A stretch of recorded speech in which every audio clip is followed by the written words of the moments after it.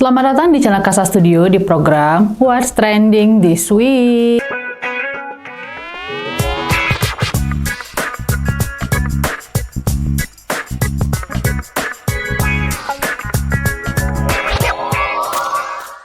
Seperti biasa, pada program ini aku akan bacain beberapa berita trending, mulai dari yang viral sampai yang banyak dibicarakan akan dibahas di sini. Sebelumnya, jangan lupa untuk follow Instagram Kasa Studio Medan dan Instagram aku, Tita Tobing. Pastikan juga kamu udah subscribe YouTube channel Kasa Studio Medan agar gak ketinggalan berita trending lainnya. Berita pertama datang dari India, di mana seorang dokter magang wanita bernama Momita Debnath ditemukan meninggal dunia di aula seminar rumah sakit di tempat dia bekerja. Kejadian ini terjadi pada tanggal 9 Agustus tahun 2024. Nah, kronologinya itu, di malam sebelumnya, Momita masih terlihat makan malam bersama rekan-rekannya. Kemudian pada jam 2 pagi dini hari, Momita pamit kepada teman-temannya ya untuk istirahat setelah bekerja selama 36 jam. Nah, kemudian teman-temannya atau rekan-rekannya ini mendapati Momita tidak terlihat, maka mereka mencari keberadaan Momita. Yang kemudian pada jam 11, Momita ditemukan sudah tidak bernyawa dengan banyak luka di tubuh maupun wajahnya. Bahkan hasil otopsi mengatakan bahwa Momita ini mendapatkan serangan seksual sebelum akhirnya meninggal dunia, yang dimana ditemukan sebanyak 150 ml sperma di dalam tubuhnya. Hal inilah yang menyebabkan Momita diduga diperkosa oleh banyak pria. Kejadian ini juga mengundang banyak gelombang atau demo di India, di mana mereka menuntut untuk perlindungan terhadap wanita. Waduh, semoga kasus seperti ini tidak terulang lagi ya. Tidak hanya di India, tapi juga di seluruh dunia.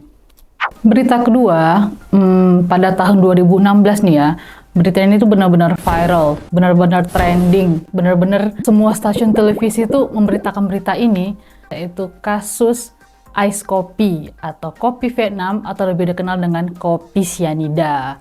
Nah, a little bit throwback ya. Jadi, pada tahun 2016 itu, seorang wanita bernama Mirna Solihin ditemukan meninggal dunia di sebuah kafe di Jakarta, di mana dikatakan bahwa Mirna meninggal setelah menegak kopi yang berisikan cyanida. Nah, tersangka dari kasus ini sendiri yang tak lain dan tak bukan adalah sahabatnya sendiri, yaitu Jessica Wongso. Jessica dikatakan menuangkan cyanida ke dalam kopi yang akan diminum oleh Mirna Solihin. Dan pada tahun 2016, Jessica dijatuhi hukuman 20 tahun penjara terhitung dari 30 Juni tahun 2016. Nah, kemarin, tertanggal 18 Agustus 2024, Jessica Wongso akhirnya bisa bebas bersyarat, yaitu setelah mendapatkan remisi selama 58 bulan 30 hari, atau bisa dihitung hampir 5 tahun ya. Wah, walaupun udah 8 tahun, kasusnya masih heboh ya, masih dibicarakan banyak orang. Kasus ini juga diangkat oleh Netflix ya menjadi dokumenter dengan judul yang sama, yaitu Ice Cold: Murder, Coffee and Jessica Wongso. Oke, berita selanjutnya, berita ketiga. Minggu lalu kalian pasti banyak lihat ya lambang-lambang ini bertebaran di media sosial. Kira-kira Sobat Trending tahu nggak sih maksud dari lambang ini? Sini aku jelasin. Jadi, sebelumnya, jika partai politik ingin mengusung calon kepala daerah, baik gubernur atau wali kota, itu suara partainya harus minimal 20% dengan suara partai sendiri atau gabungan dari partai politik. Nah, jadi pada tanggal 20 Agustus 2024 kemarin, Mahkamah Konstitusi atau MK mengabulkan sebagian gugatan dari Partai Gelora dan Partai Buruh. Dalam putusan pada perkara bernomor 60/PUU-22/2024, MK menetapkan partai atau gabungan partai politik peserta pemilu bisa mengajukan calon kepala daerah meski tidak memiliki kursi di DPRD. Dalam putusannya, Mahkamah Konstitusi menyatakan pasal 40 ayat 3 Undang-Undang Pilkada inkonstitusional. Amar putusan Mahkamah Konstitusi mengubah isi pasal 40 ayat 1 Undang-Undang Pilkada. Pada poin C dinyatakan, partai politik atau gabungan partai politik harus memperoleh suara sah paling sedikit 7,5% untuk dapat mengusulkan gubernur dan wakil gubernur. Selain dari ambang batas, MK juga menolak perubahan batasan umur, di mana calon kepala daerah harus berumur 30 tahun ketika masa pendaftaran. Aturan mengenai persyaratan batas usia minimum calon kepala daerah tidak mengalami perubahan mulai dari berlakunya Undang-Undang 22 2014 sampai dengan Undang-Undang 10 2016, yaitu berusia paling rendah 30 tahun untuk calon gubernur dan calon wakil gubernur, serta 25 tahun untuk calon bupati dan calon wakil bupati, serta calon wali kota dan calon wakil wali kota. Dari hasil putusan MK tadi ya, berarti partai politik tidak harus memiliki suara DPRD sebanyak 20% untuk mencalonkan kepala daerah. Mereka cukup memiliki suara atau gabungan suara dengan 6,5% sampai 10%, tergantung daftar pemilih tetap di daerah yang akan mereka usung calonnya. Kemudian, keesokan harinya, pada tanggal 21 Agustus 2024, Badan Legislatif atau Balik DPR RI secara tiba-tiba mengumumkan rapat revisi ketiga Undang-Undang Pilkada nomor 10 tahun 2016. Hal ini nih yang menimbulkan kecurigaan atau kebingungan dari khalayak ramai.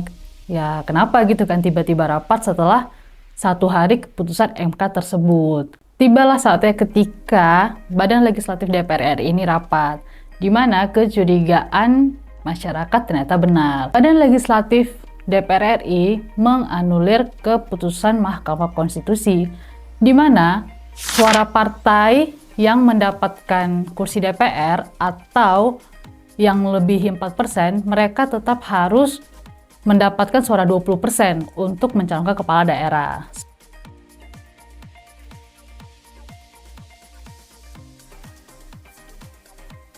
Dan batas umur calon kepala daerah 30 tahun sejak pelantikan. Hal ini nih yang memicu gelombang atau amarah rakyat ya. Kemudian muncullah gambar ini, gambar yang mewarnai, gambar yang meramaikan media sosial. Gambar ini sendiri sebagai bentuk dari protes di media sosial. Karena pada tanggal 22 Agustus keesokan harinya terjadi demo atau demonstrasi di gedung DPR yang menuntut untuk DPR tidak menginterupsi atau jangan mengangkangi dari keputusan MK tersebut. Nah, gimana Sobat Trending? Udah tahu kan maksud dari lambang ini? Kita ke berita selanjutnya, yaitu berita terakhir datang dari Provinsi Kalimantan Barat, di mana seorang bocah laki-laki berumur 6 tahun bernama Nizam ditemukan meninggal dunia di belakang rumahnya yang ternyata dibunuh oleh ibu tirinya sendiri. Kejadian ini sebenarnya cukup trending ya, tapi mungkin karena ada berita yang lebih wow yang sebelumnya tadi, jadi sedikit tertutupi aja. Pada tanggal 21 Agustus 2024, orang tua Nizam ini melaporkan bahwa ia kehilangan anaknya karena ibu kandung dari Nizam ini ingin menelpon anaknya. Namun pada saat pelaporan tanggal 21 itu, sang ayah kandungnya memang sedang tidak ada di tempat atau lagi dinas keluar kota. Keesokan harinya pada tanggal 22 Agustus 2024, akhirnya sang ayah mencari nih anaknya di sekitaran rumahnya. Dan ditemukanlah sang anak di belakang rumah dengan kondisi yang sudah tidak bernyawa. Nah, yang membuat amarah netizen menggebu-gebu ini ya, yang membunuhnya itu ya ibu tirinya sendiri. Ini remind ya buat ibu ini juga ya. Kalau memang mau nikahin duda, itu nggak bisa nggak suka anaknya. Kalau memang nggak suka anaknya, jangan nikahin duda cuy. Nikahin aja. Cowok-cowok lajang tuh masih banyak di Indonesia ini, masih banyak di dunia ini. Ini berlaku juga ya untuk cowok. Kayak kemarin tuh ada juga kan kasus artis cewek yang anaknya meninggal dibunuh pacarnya. Kalau memang mau nikahin ini janda ada anak, itu nggak bisa nggak suka anaknya. Karena pokoknya sama anak itu udah sepaket. Kalau memang nggak suka anaknya, ya mending cari aja cewek yang udah cerai sama suaminya tapi nggak punya anak. Atau sekalian nikahin aja yang masih gadis. Karena kayak gini tuh kan kayak anaknya yang dibunuh, anaknya nggak ada dosa, nggak tahu apa-apa, dibunuh. Banyak loh di luar sana yang pengen punya anak, yang sampai ikut program. Nah, datang kalian malah bunuh anak orang gitu kan. Kayak, kekalah kalian di balik jeruji besi. Oke, segitu aja berita trending di What's Trending This Week episode 7.